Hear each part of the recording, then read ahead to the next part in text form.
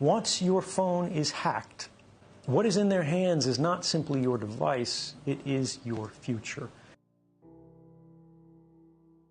They're selling our future, they're selling our past, they are selling our history, our identity, and ultimately, they are stealing our power. The screen may be off as it's sitting on your desk, but the device is talking all of the time. The question we have to ask is, who is it talking to? If I get a smartphone and I need to use a phone, I actually open it up before I use it. Anything you can do on that device, the attacker, in this case the government, can do. Before 2013, if you said there's a system that's watching everything you do, the government is collecting records of every phone call in the United States, even for those people who are not suspected of any crime, it was a conspiracy. Yes, there were some people who believed it was happening. Yes, there were academics who could say this was technically possible. The world of 2013, we suspected, some suspected that this was happening. The world after 2013, we know that it's happening. The distance between speculation and fact is everything in a democracy. We have now had the first European regulations that are trying to limit the amount of data that can be collected secretly and used against populations broadly. And we have also seen the basic structure of the Internet itself change in response to this understanding that the network path that all of our communications cross, when you request a website, when you send a text message, when you read an email, for so long those communications have been electronically naked or unencrypted. Before 2013, more than half the world's internet communications were unencrypted. Now, far more than half are, measured by just web traffic from one of the world's leading browsers, the Google Chrome browser.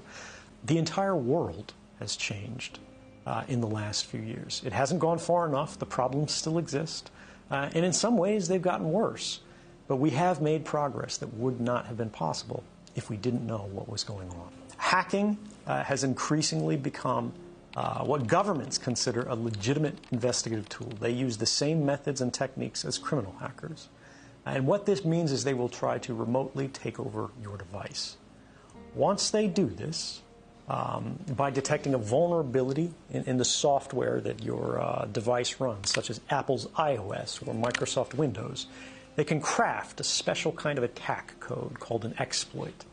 They then launch this exploit at the vulnerability on your device, which allows them to take total control of that device. Anything you can do on that device, the attacker, in this case the government, can do. They can read your email. They can collect every document. They can look at your contact book. They can turn the location services on. They can see anything that is on that phone instantly and send it back home to the mothership. They can do the same with laptops. The other prong that we forget so frequently is that in many cases they don't need to hack our devices. They can simply ask Google for a copy of our email box, because Google saves a copy of that. Everything that you ever typed into that search box, Google has a copy of. Every private message that you've sent on Facebook, every link that you've clicked, everything that you've liked, they keep a permanent record of. And all of these things are available not just to these companies, but to our governments, as they are increasingly deputized as sort of miniature arms of government. What about enabling your microphone camera? If you can do it, they can do it. It is trivial to remotely turn on your microphone or to activate your camera, so long as you have systems-level access. If you had hacked someone's device remotely, anything they can do, you can do. They can look up your nose, right? They can record what's in the room. The screen may be off as it's sitting on your desk, but the device is talking all of the time. The question we have to ask is, who is it talking to? Even if your phone is not hacked, right now, you look at it, it's just sitting there on the charger. It is talking tens or hundreds or thousands of times a minute to any number of different companies who have apps installed on your phone. It looks like it's off, it looks like it's just sitting there, but it is constantly chattering. And unfortunately, like pollution, we have not created the tools that are necessary for ordinary people to be able to see this activity. And it is the invisibility of it that makes it so popular and common and attractive for these companies. Because if you do not realize they're collecting this data from you, this very private and personal data, there's no way you're going to object to it. Once your phone is hacked, what is in their hands is not simply your device, it is your future. But we see how these same technologies are being applied to create what they call the social credit system.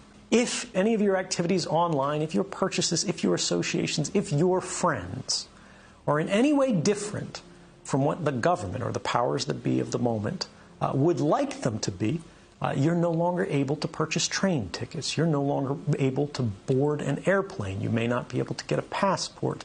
You may not be eligible for a job. You might not be able to work for the government. All of these things are increasingly being created and programmed and decided by algorithms. And those algorithms are fueled by precisely the innocent data that our devices are creating all of the time, constantly, invisibly, quietly, right now. Our devices are casting all of these records that we do not see being created, that in aggregate seem very innocent. You were at Starbucks at this time. You went to the hospital afterwards. You spent a long time at the hospital. After you left the hospital, you made a phone call. You made a phone call to your mother. You talked to her until the middle of the night. The hospital was an oncology clinic. Even if you can't see the content of these communications, the activity records, what the government calls metadata, which they argue they do not need a warrant to collect, tells the whole story. And these activity records are being created and shared and collected and intercepted constantly by companies and governments. And ultimately it means as they sell these, as they trade these, as they make their businesses on the backs of these records, what they are selling is not information. What they are selling is us. They're selling our future. They're selling our past. They are selling our history, our identity, and ultimately, they are stealing our power and making our stories work for them. If I get a smartphone and I need to use a phone, I actually open it up before I use it. I perform a kind of surgery on it to physically desolder or sort of melt the metal connections that hold the microphone on the phone. And I physically take this off. I remove the camera for the phone, and then I close it back up. I seal it up. And then if I need to make a phone call, I will attach an external microphone on it. And this is just so if the phone is sitting there and I'm not making a call, it cannot hear me. Now, this is extreme. Most people do not need this. But for me, it's about being able to trust our technology. My phone could still be hacked. My laptop could still be hacked. And just as I told you before, the same principles apply to me. If it is hacked, they can do anything to the device that I can do. So my trust in technology is limited.